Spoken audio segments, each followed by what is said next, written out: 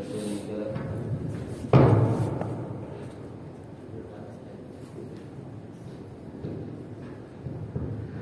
وأشهد أن محمدا عبده ورسوله لا نبي بعده أما بعد إخواني في الله أعزني الله وإياكم. Selanjutnya disebutkan dalam hadis ini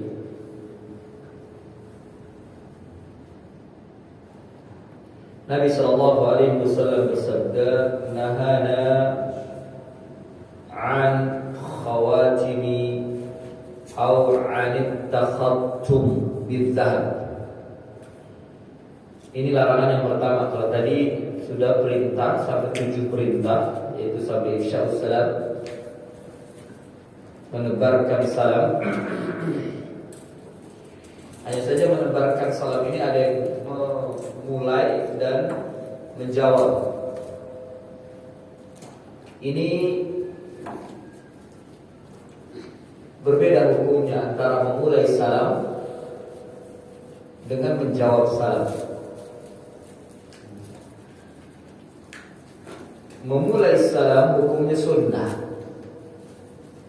ya, baik secara rombongan atau mungkin secara individu bersendirian. Hukumnya sunnah memulai. Tapi kalau sudah ada yang memulai salam, maka wajib menjawab. Menjawabnya wajib. Tidak boleh kita mengabaikan orang yang mengucapkan salam. Tidak boleh.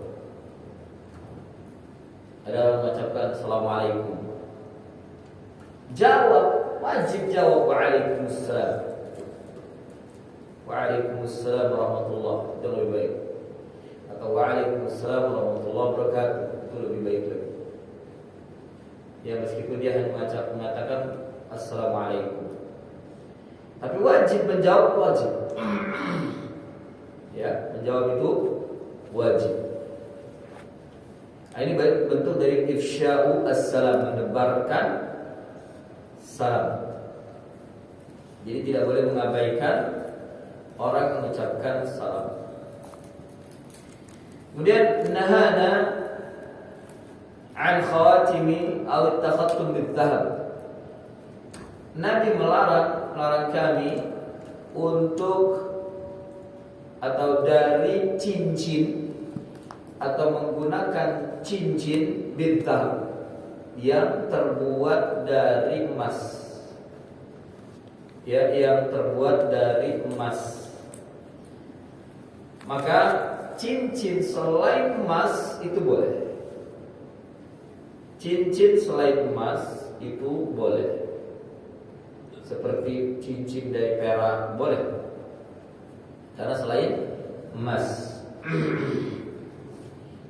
Atau cincin dari tembaga boleh.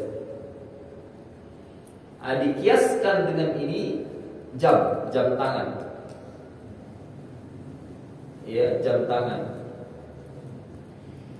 Jam tangan itu pun dipakai karena ada kebutuhan. Melihat waktu. Kalau kita menggunakan gelang yang lain, tidak ada kebutuhan di sana pakai gelang.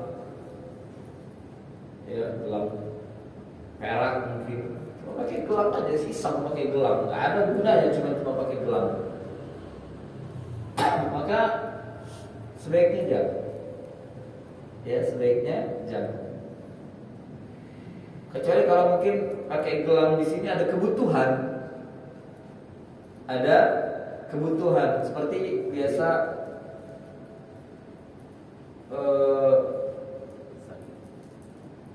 sakit atau ini kloter haji. Biasanya haji itu pakai gelang untuk nomor, ya tidak? Nomor haji atau umroh. Boleh ada kebutuhan, jam atau yang lainnya. Yang dilarang, lebih ini dilarang lagi adalah pakai gelang yang bertujuan untuk jimat, untuk azimah. jimat, menangkal mara bahaya, menangkal penyakit.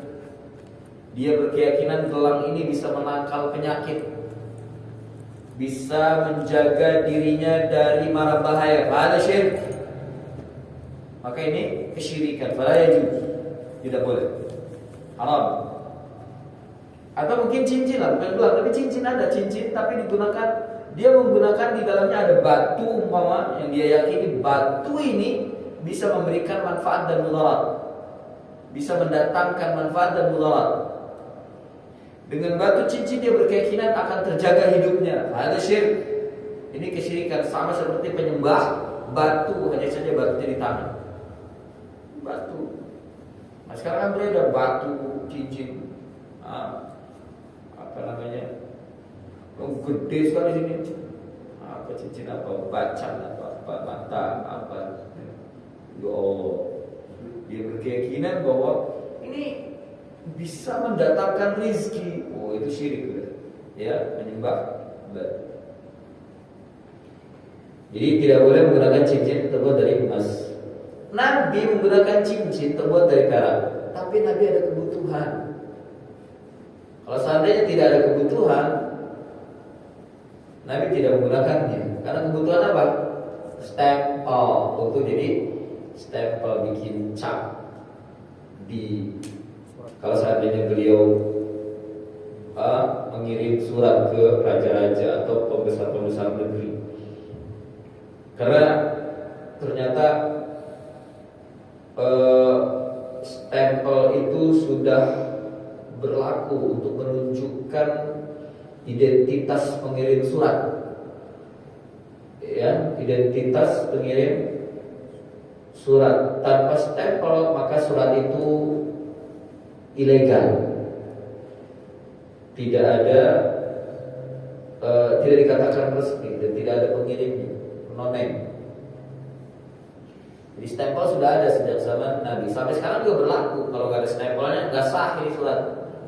Ya surat apapun ya, surat pengunduran diri, surat apa namanya, kelakuan baik, atau surat apapun, surat-surat resmi, nggak ada stempelnya nggak sah. Bahwa kita tidak punya stempel karena mungkin suratnya pribadi, diganti dengan materai, maka ini bagian daripada stempel untuk menunjukkan legal dari surat tersebut dan ada asal usulnya, bisa dipertanggungjawabkan. Ya, ini boleh masuk disyariatkan. Kemudian yang kedua, al-syurbi bil fiddah, dilarang untuk minum dengan gelas yang terbuat dari fiddah, perak. Ya, fiddah, perak. Kalau tadi dari emas, berarti dari emas sama dari perak tidak boleh kita untuk digunakan untuk minum atau makan dan minum. Ya, makan dan minum tidak boleh menggunakan perak. Sama juga dengan emas.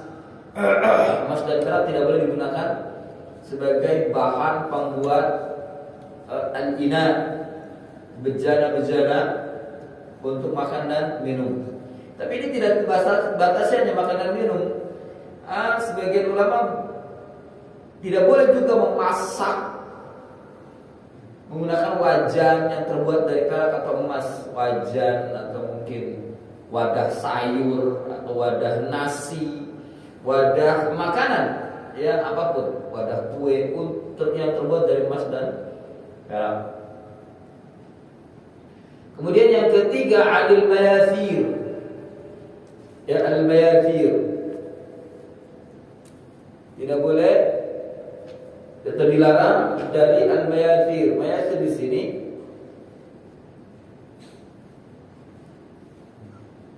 ya ma'khudun minal wazar.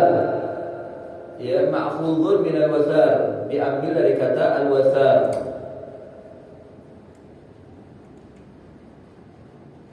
Yaitu marakibu tuttakhadhu minal harir wa dibaj. Marakib apa ya, kayak semacam pakaiannya. Mizar itu kayak semacam pakaian yang digunakan di badan, yang terbuat dari harir. Harir ini sutra halus. Wadibaj, dibaj itu sutra kasar. Sutra tapi dia kasar, ya agak kasar.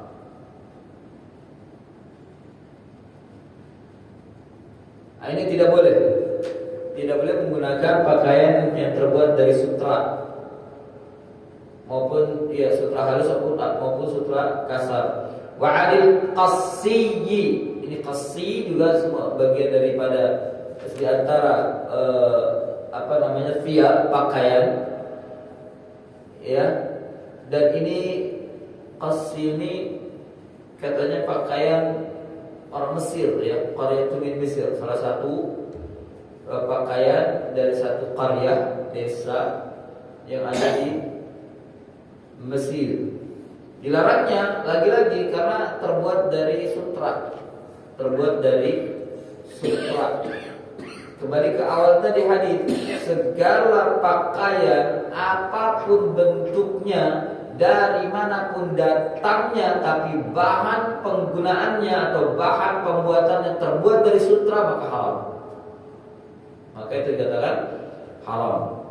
Baik sutra halus maupun sutra kasar atau sutra yang lainnya dilarang. Prinsip dari al-qissi, bentuk pakaian atau bagian dari macam pakaian, wa 'alil harir wal istabrak wad dibaj. Ini semuanya sutra-sutra yang halus maupun yang kasar, tidak boleh. Ini dilarang oleh Nabi sallallahu alaihi wasallam. Ikhwani fillah, a'azzani Allah wa iyyakum. Ma yustafadu min al-hadits, apa yang bisa kita ambil dari hadis tadi sudah disebutkan, kita dilarang dari 7 hal ini. Diperintahkan terhadap 7 hal ini dan dilarang dari 7 hal ini. Silakan baca lagi hadisnya. Ya. Kemudian yang kedua terkait dengan hukum-hukumnya, tadi sudah disebutkan terkait dengan hukum-hukumnya. Ya. Menjenguk orang sakit hukumnya sunnah. Bahkan sunnah muakkadah karena di sana ada ganjaran dan pahala. Kemudian ittiba'ul janazah pun juga sunnah. Tapi bila di suatu daerah atau dikatakan wajib wajib kifayah, fardu kifayah, bila di suatu daerah sudah ada menegakkannya, menjalankannya, maka gugur semua kewajiban. Yang lainnya ingin mengikuti jenazah hukumnya sunnah. Ya, hukumnya sunnah. Jadi mengurusi jenazah hukumnya fardu kifayah. Tapi untuk mengantarkan jenazah, ittiba'ul janazah hukumnya sunnah. Sunnah muakkadah karena Nabi mengabarkan ada ganjaran-ganjaran tertentu di sana. Kemudian tashmitul atis, menjawab atis ini fardu kifayah. Ya, fardu kifayah. Tapi dengan catatan yang bersin tadi itu mengucapkan alhamdulillah. Kalau tidak, ya tidak, kita jawab, kita diam. Kita paling hanya bisa menasihati, qul alhamdulillah. Katakan, ucapkan alhamdulillah. Yang bersin tadi. Kalau dia mengelak karena mungkin malu, menjaga harga dirinya, nggak mau ditegur, dia mau udah tadi. Kapan dalam hati kadzdzab? Karena zikir itu, ya, itu adalah amalan lisan, bukan amalan hati. Kalau dia mengatakan udah dalam hati, kadzdzab, dusta, dia bohong. Ya, jadi tidak boleh dibakal main. Kemudian yang keempat, berbuat baik kepada orang yang bersumpah tadi itu juga hukumnya sunnah. Wa nasrul mazlum, ini juga fardu kifayah. Menolong orang yang dizalimi fardu kifayah. Kalau sudah ada pembantunya, sudah ada menolongnya, maka kita yang mungkin tidak memiliki kemampuan untuk menolong atau mungkin bukan ahlinya, maka tidak ada kewajiban. Tapi kalau tidak ada orang yang terzalimi, semuanya diam terhadap mazlum ini, semuanya diam, gak ada yang bergerak, dibiarin dia terzalimi, semuanya terkena dosa. Ya, karena menolong orang yang terzalimi adalah fardu kifayah. Dia teraniaya, tertindas, diintimidasi, dizalimi. Orang sekitarnya diam, hanya sekedar melihat saja. Dia melihat saja. Semuanya dosa. Mungkin semuanya mengatakan, oh kita takut begini dan begitu, kami tidak mau mengambil resiko. Dan menolong orang yang terzalimi, apalagi diintimidasi oleh orang yang lebih kuat, itu resiko menolong pasti akan terjadi hal-hal yang tidak diinginkan. Sudah keniscayaan pasti akan menghadapi sebuah masalah, tapi harus ditolong. Hukumnya fardu kifayah. Tidak ada yang menolong, dosa semua. Jika sudah ada satu orang atau dua orang sudah menolongnya, maka gugur kewajiban yang lain. Gugur dosa kewajiban yang lain. Ya. Jadi nasrul mazlum min amri Nabi sallallahu alaihi wasallam. Termasuk perintah Nabi sallallahu alaihi wasallam. Ya, perintah Nabi sallallahu alaihi wasallam. Kemudian yang keenam, ijabatul da'i, ini juga hukumnya ada yang mengatakan wajib. Ya, khilaf para ulama. Ada yang mengatakan wajib ijabatul da'i, menjawab undangan. Sebagian orang mengatakan wajib bisyuru, wajib tapi dengan syarat. Apalagi di akhir zaman ini yang penuh dengan dosa dan maksiat. Biasanya undangan-undangan atau mungkin pesta-pesta mereka mengadakan di dalamnya itu hal-hal yang diharamkan dalam Islam, seperti diantaranya musik atau mungkin dansa, berjoget, menari, menampilkan wanita, berlenggak-lenggok, itu haram. Maka memenuhi undangan yang seperti ini tidak boleh, haram, karena di dalamnya ada keharaman dan kita mungkin tidak mampu untuk al-amru bil ma'ruf wan nahy anil munkar dalam. Maka tidak boleh. Kecuali kalau saatnya kita mampu untuk melakukan amar ma'ruf nahi munkar, silakan datang. Itu jaiz. Tapi kebanyakan enggak mungkin untuk melakukan amar ma'ruf dan munkar, justru mungkin kita di dalamnya akan mungkin dipukul lah atau apa ya.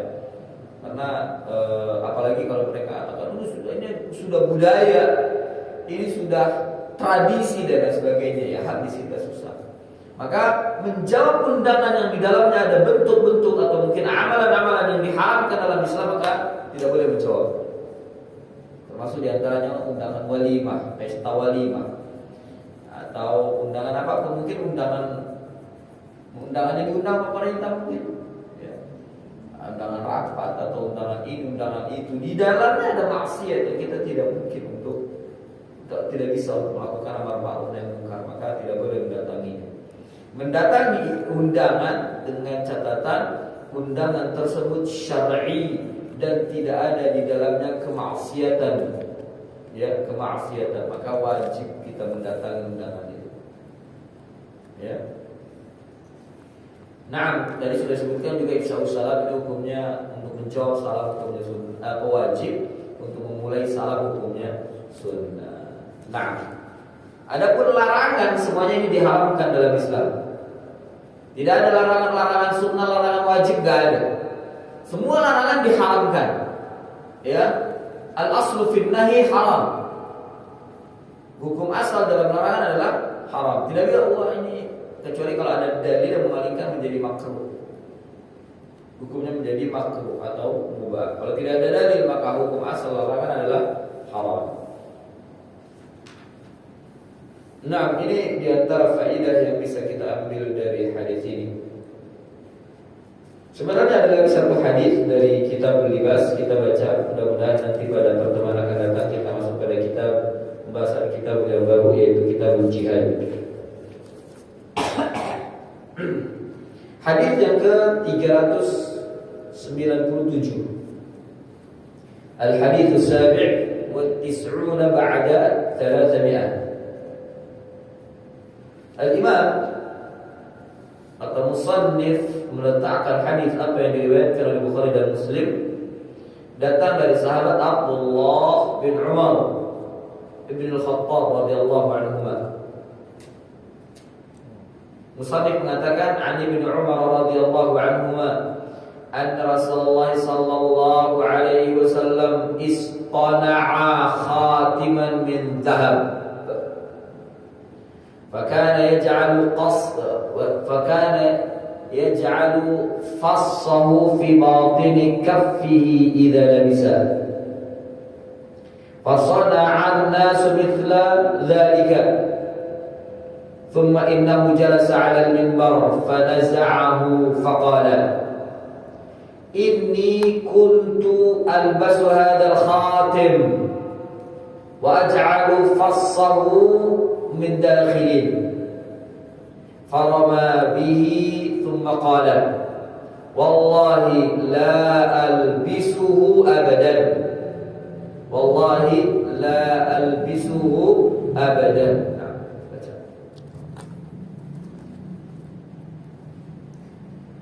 Dari sahabat Abdullah bin Umar radhiyallahu anhuma menuturkan bahwa Rasulullah sallallahu alaihi wasallam memesan cincin emas. Beliau meletakkan batu cincin di bagian dalam telapak tangan beliau ketika memakainya. Orang-orang pun lantas membuat seperti itu juga. Nabi sallallahu alaihi wasallam kemudian duduk di atas mimbar dan melepas cincin tersebut seraya bersabda, sesungguhnya sebelumnya aku mengenakan cincin ini dan aku meletakkan batu mata di bagian dalam. Beliau lantas membuang cincin tersebut.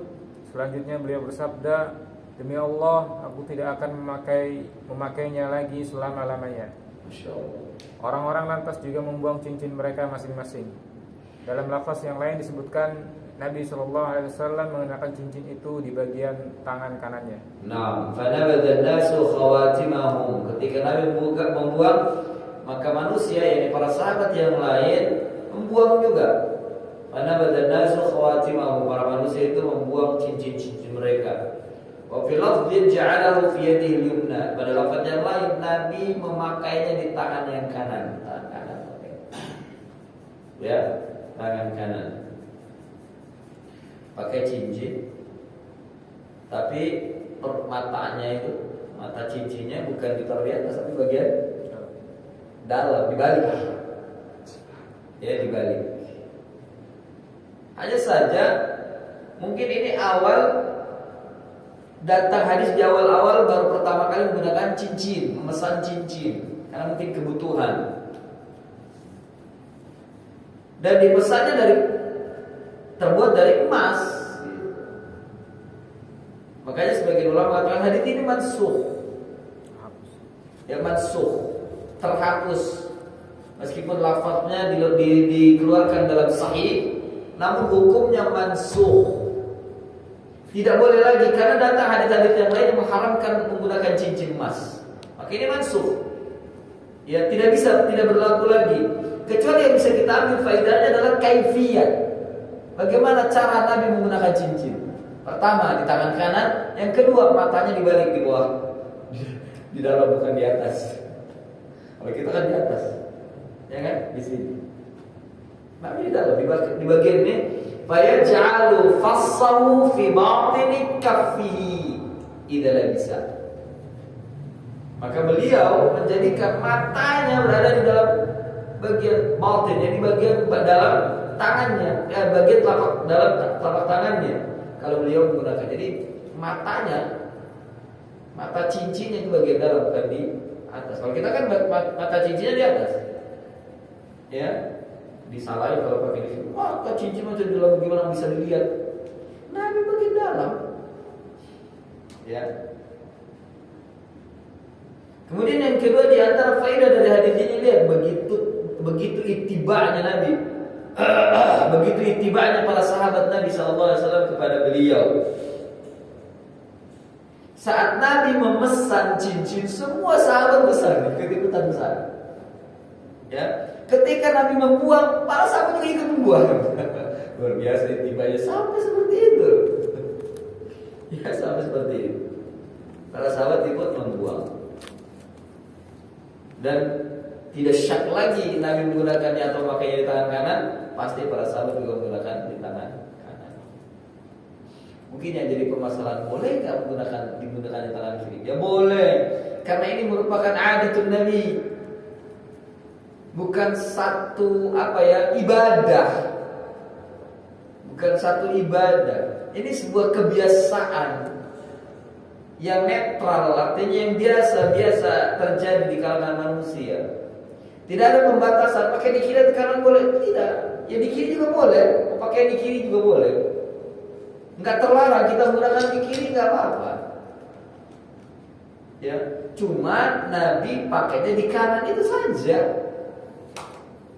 Ya, tidak ada larangan menggunakan di kiri. Cuma kalau ingin ikut Nabi itu saja, ingin ikut Nabi ya di kanan. Tapi di kiri meskipun tidak ikut Nabi bukan berarti tidak boleh. Bukan berarti tidak boleh. Harus bagi mereka ketika kita menggunakan perhiasan di kanan, gitu, pakai jam di kiri, cincin di kiri, wah ini nggak boleh begini loh. Ada larangannya. Kalau Nabi kan Nabi menggunakan di kanan karena mungkin adat beliau. Penggunaan Nabi di kanan bukan berarti melarang kita menggunakan di kiri, bukan larangan. Ya, jadi tidak semua apa yang dilakukan oleh Nabi Shallallahu Alaihi Wasallam itu diikuti. Kita hanya cuma semampunya apa yang kita mampu.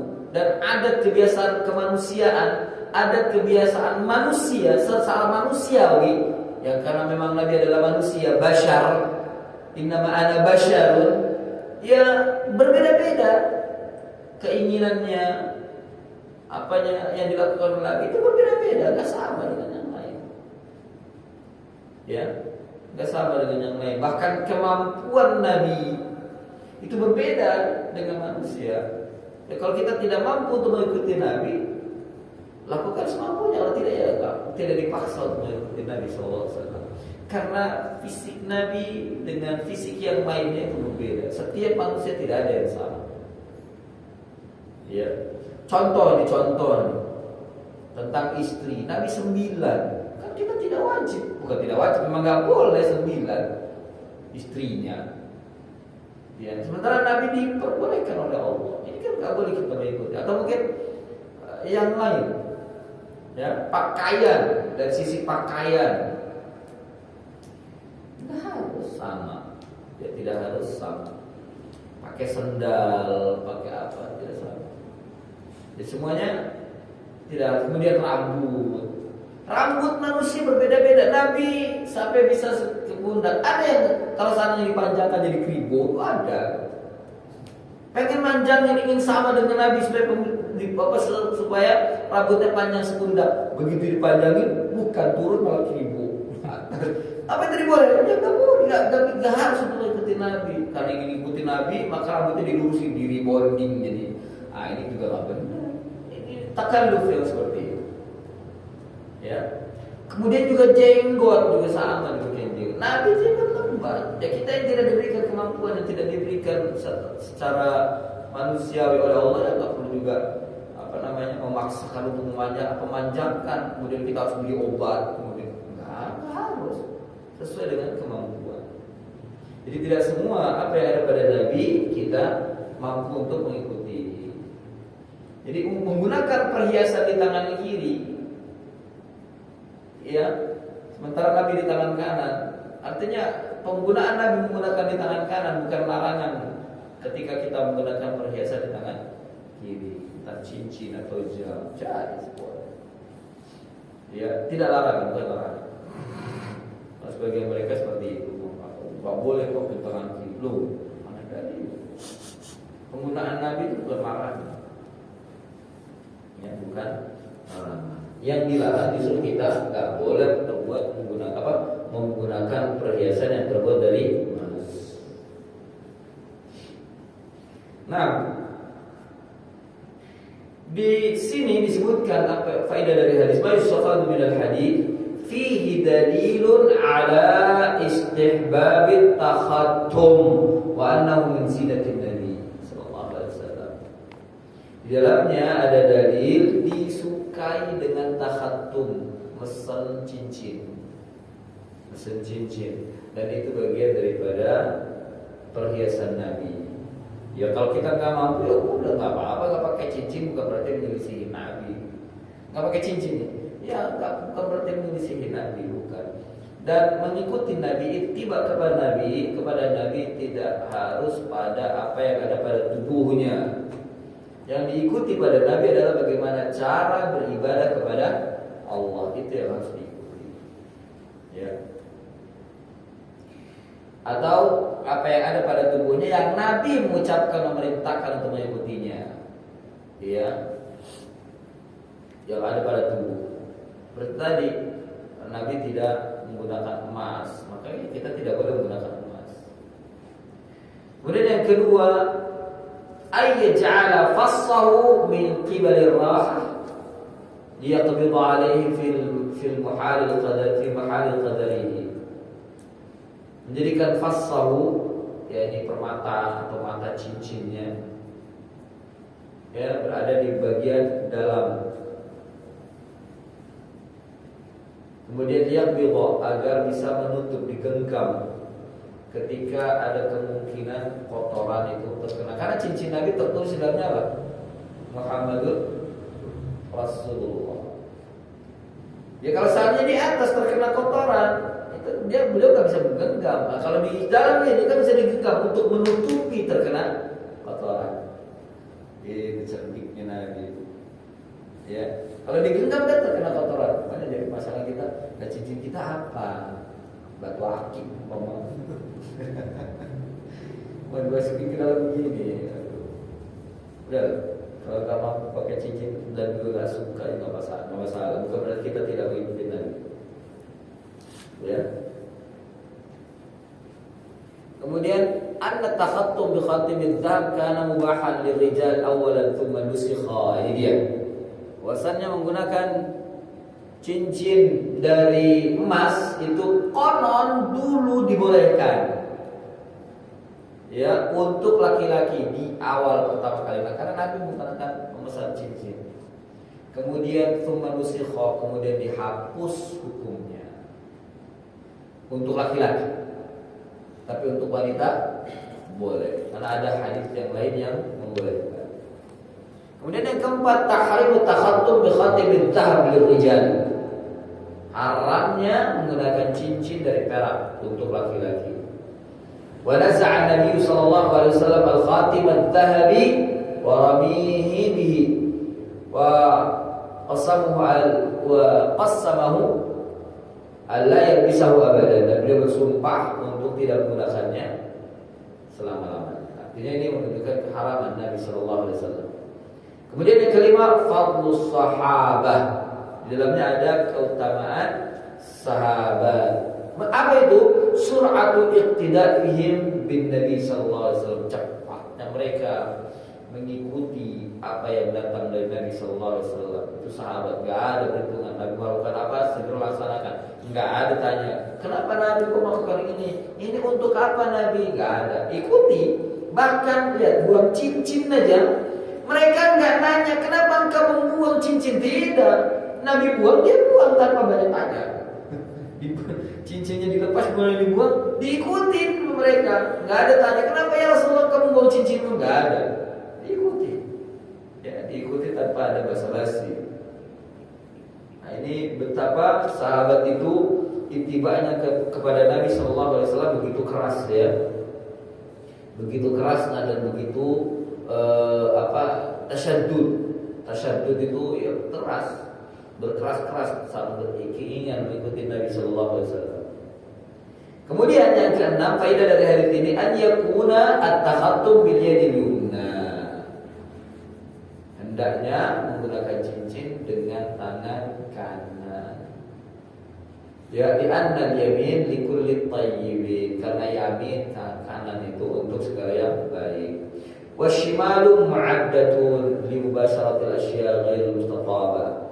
Karena tangan kiri itu biasanya digunakan untuk memegang hal-hal yang tidak baik, ya, yang tidak baik. Makanya kenapa Nabi meletakkannya di kanan? Tadi sudah disebutkan.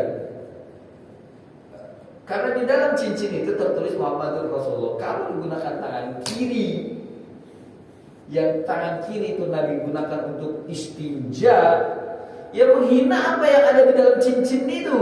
Muhammadur Rasulullah ada lafaz Muhammad, ada lafaz Allah di sana, akan menghina, merendahkan dengan kotornya. Karena kita istinja itu dengan tangan kiri. Nah, kalau kita pakai cincin dengan tangan kiri, sementara cincinnya juga begitu doang, cuma batu akik doang, nggak ada apa-apa, cuma hiasan, ya nggak masalah. Pakai di kiri. Kecuali kalau antum menggunakan cincin, di batunya ada tulisan Arab, ada Allah lah, Muhammad Rasulullah, ada 2 kalimat syahadat, yaitu pakai di tangan kanan. Jangan dipakai tangan kiri, karena tangan kiri untuk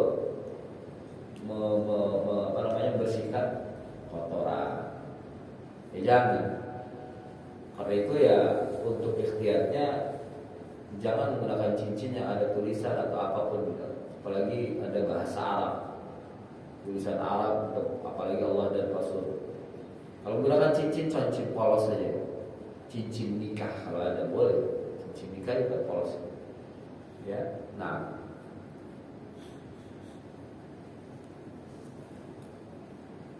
Iya, ini yang bisa disampaikan dari beberapa hadis ini, mudah-mudahan ada manfaat. Tapi insya Allah pada pertemuan akan datang kita masuk pada Kitabu Al-Jihad. Ya, Kitabu Al-Jihad. Wassallallahu ala nabiyyina Muhammadin wa ala alihi wa sahbihi wa barik wasallam. Subhanaka Allahumma wa bihamdika asyhadu an la ilaha illa anta astaghfiruka wa atubu ilaik. Wa akhiru da'wana alhamdulillahi rabbil alamin. Wassalamualaikum warahmatullahi wabarakatuh.